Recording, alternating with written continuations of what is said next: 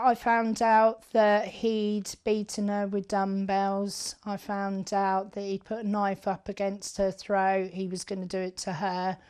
And then he was giving her the knife, telling her to take her life. She was a feisty, independent woman. But after a year of torment and abuse at 23 years old, Chloe Holland felt her only escape from her ex-partner was to take her own life. Mark Masterton was sentenced to 3 years and 9 months for coercive and controlling behaviour. Ever since his conviction, Chloe's mother Sharon has been campaigning for perpetrators of coercive control to face manslaughter charges if their victims take their own lives.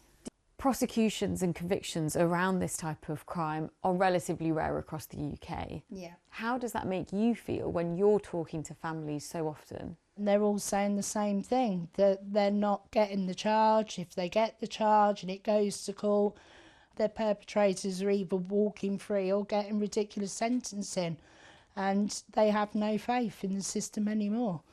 Today, the annual crime survey for England and Wales shows over the last 5 years, almost 1,500 recorded deaths have been linked to domestic abuse.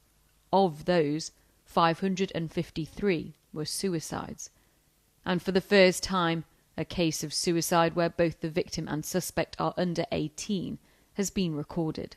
What's really shocking in this data is that the numbers of suicides following domestic abuse have far exceeded the number of homicides. And so we do our best to ensure that we investigate thoroughly.